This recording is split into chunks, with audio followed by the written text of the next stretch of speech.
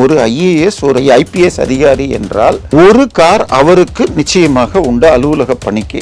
ஆனால் இரண்டாவது காரை தாண்டி ஸ்டேஷன் பேர்ல இருக்கிற வண்டிகள் என்று 4-5 கார்கள் ஒரு ஐபிஎஸ் ஐஏஎஸ் அதிகாரிகளும் வைத்திருக்கிறார்கள் அப்படின்னு சொல்லப்பட்டது. இதை தாண்டி அந்த காருக்கு பெட்ரோலையும்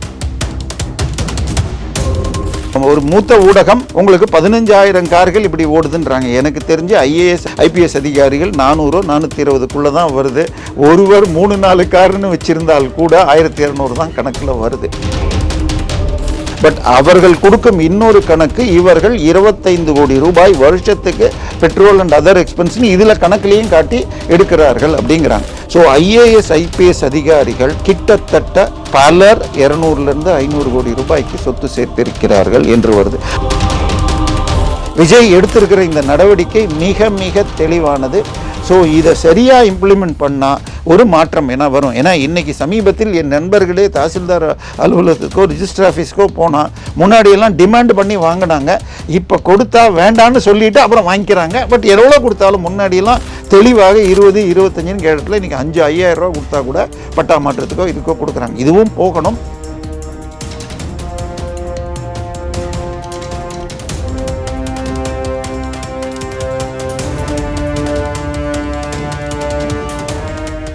சார், இப்போது ஐஏஎஸ் ஐபிஎஸ் அதிகாரிகளுடைய கார்கள் சீஸ் செய்யப்பட்டிருக்கு அப்படின்னு சொல்லிட்டு ஒரு தகவல் படித்தேன். இப்போ அந்த விஷயத்தில் அவர்களுடைய காரில் என்ன ரகசியம் இருக்குது அப்படிங்கிறது அடுத்த ஒரு கேள்வியாக வருது. இன்னொன்று, அதிகாரிகளுடைய காரே சீஸ் செய்யப்பட்டிருக்கு அப்படின்னா என்ன நடக்குது அப்படிங்கிற ஒரு விஷயம் தோணுது. அதிகாரிகள் காரெல்லாம் இல்லை. ஒரு ஐஏஎஸ் ஒரு ஐபிஎஸ் அதிகாரி என்றால் ஒரு கார் அவருக்கு நிச்சயமாக உண்டு அலுவலக பணிக்கு.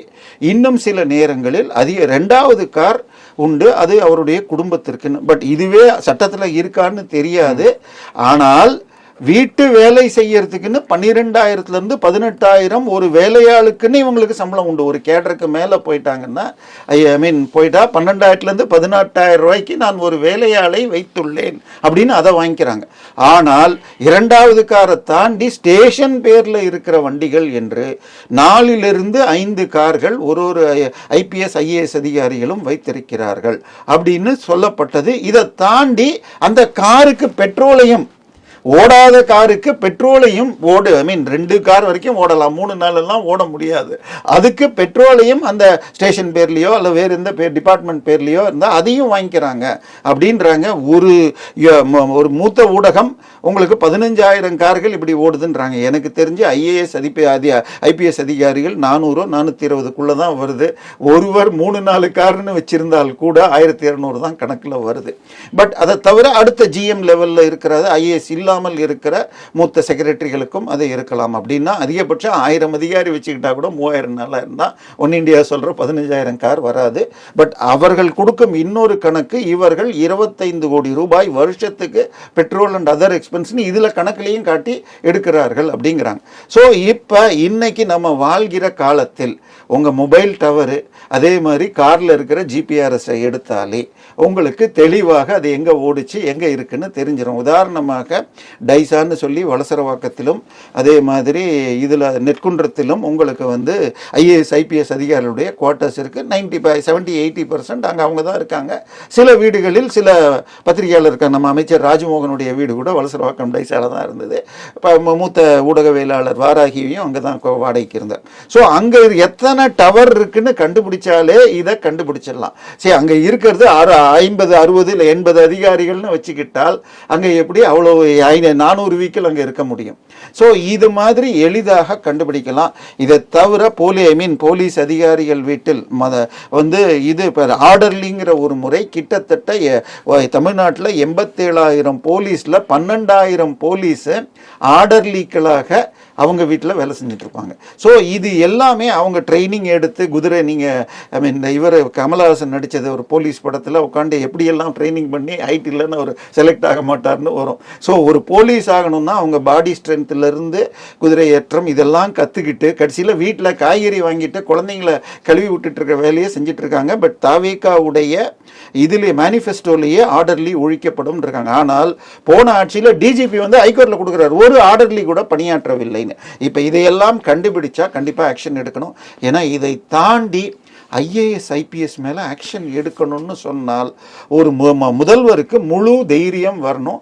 அதை இப்போ எடுத்திருக்காருன்னு நான் பார்க்குறேன். ஏனால் உங்களுக்கு ஒரு மூத்த அதிகாரி உங்களுக்கு திரு ஸ்டாலினுடைய பிஏவாக இருந்தவர், நம்ம இது சிவில் சப்ளைஸ் உணவுத்துறை அமைச்சர் கீழே இருந்துக்கிட்டு 2000 கோடிக்கு 1.5% சொல்லி 30 கோடி லஞ்சம் வாங்கியதாக சொல்லப்பட்டது.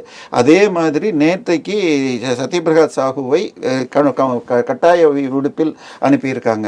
ஸோ அதே போல் நம்ம இன்னொரு ஐஏஎஸ் அதிகாரியை பற்றி இப்போ பேசணும். 300 கிலோ தங்கம் பாலவாக்கத்தில் வீடு, அவரும் பல விஷயங்களில் ஈடுபட்டிருக்காருன்னு வருது. இப்போ பிரிகேட் அந்த பெரிய ஒரு பில்டிங்க்கு சதுப்பு நிலம் என்று சொன்னாலே அது இது ஈரநிலம் அல்லது இங்கிலீஷில் சதுப்பு நிலம் நம்ம இது சொல்கிறது வெட்லேண்டுன்னு சொல்கிறத உங்களுக்கு அதில் எப்படி 15 மாடி கட்டுறதுக்கு கொடுத்தாங்க. சரி, அதனுடைய லேண்ட் ஓனர் ரிலையன்ஸில் வேலை செஞ்சுட்டு ஓய்வு பெற்றவர், மார்கன்கிற கம்பெனியை வச்சுருக்காரு. அதோடு பிரிகேடும் சேர்ந்துக்கிட்டு அப்ரூவல் வாங்குறாங்க. இதை கொடுத்ததும் 2 பெரிய ஐஏஎஸ் அதிகாரிகள். ஒருவர் அன்னைக்கு சீஃப் செக்ரட்டரியாக இருந்தார், இன்னொருவர் சுற்றுச்சூழல் அதிகாரியாக இருந்தாங்க. என்ஓசி கொடுத்து கிளியரன்ஸ் ஆயிருக்கு. ஸோ ஐஏஎஸ் ஐபிஎஸ் அதிகாரிகள் கிட்டத்தட்ட பலர் 200 to 500 கோடி ரூபாய்க்கு சொத்து சேர்த்திருக்கிறார்கள் என்று வருது.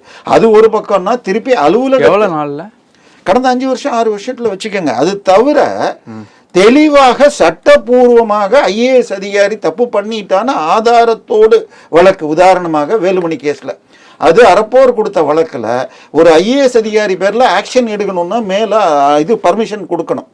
அது கொடுக்கலன்னு இப்போ கண்டெம்ட் 4 நாளாக ஓடிட்டு இருக்கு. ஸோ அவங்க பேரில் தெளிவாக ஆதாரம் இருந்தால், நம்ம பேசிய அந்த ஒளி மிகுந்த ஒரு அதிகாரி பாலவாக்கத்தில் பீச்சுக்கு எதிர்த்தாப்புல வரிசையாக 4-5 பிளாட் வாங்கியிருக்கார். ஒன்று அவர் பேரில் இருக்குது, ஒன்று அவருடைய சகோதரர் பேரில், மனைவி பேரில். மனைவி 300 கோடிக்கு பண்ணுறாருன்னு நம்ம சொன்னோம்.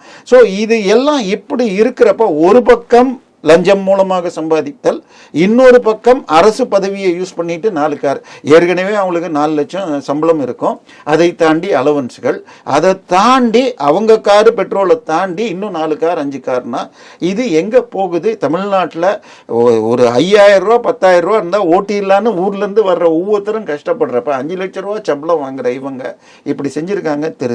இவர் எடுத்திருக்கிற விஜய் எடுத்திருக்கிற இந்த நடவடிக்கை மிக மிக தெளிவானது. ஸோ இதை சரியாக இம்ப்ளிமெண்ட் பண்ணால் ஒரு மாற்றம் என்ன வரும்? ஏன்னா இன்னைக்கு சமீபத்தில் என் நண்பர்களே தாசில்தார் அலுவலகத்துக்கோ ரிஜிஸ்டர் ஆஃபீஸ்க்கோ போனால் முன்னாடியெல்லாம் டிமாண்ட் பண்ணி வாங்கினாங்க. இப்போ கொடுத்தா வேண்டான்னு சொல்லிட்டு அப்புறம் வாங்கிக்கிறாங்க. பட் எவ்வளோ கொடுத்தாலும் முன்னாடியெல்லாம் தெளிவாக 20, 25 கேட்டத்தில் இன்றைக்கி 5,000 ரூபா கொடுத்தா கூட பட்டா மாற்றத்துக்கோ இதுக்கோ கொடுக்குறாங்க. இதுவும் போகணும். பட் இந்த மாற்றம் வந்ததே விஜயுடைய இது. இன்னைக்கு ஐஏஎஸ் ஐபிஎஸ் அதிகாரிகள் மேலே நடவடிக்கைன்னா உச்சக்கட்டத்தில் இது சூப்பராக இருக்கும்.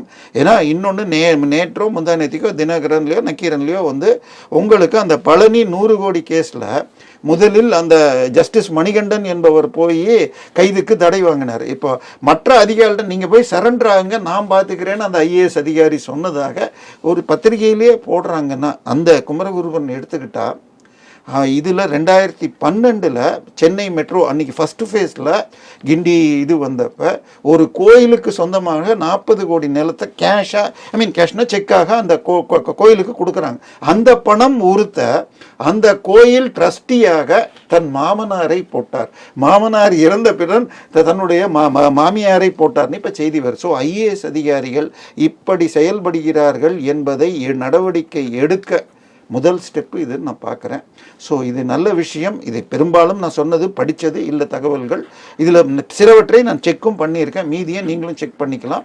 ஸோ தெளிவாக ஐஏஎஸ் அதிகாரிகள் கிட்டத்தட்ட அந்த 400 பேர் 2000 காரை வச்சுக்கிட்டு 2000 போலீஸு 2000 டிரைவரு இதுக்கு பெட்ரோல் இப்படி அனுபவிக்கிறாங்கன்னா இது கண்டிப்பாக மிகப்பெரிய ஊழல். இது ஒரு நல்ல ஸ்டெப்பு, வரவேற்கிறேன். பல விஷயங்கள் பேசியிருக்கோம். நேரத்திற்கு நன்றி.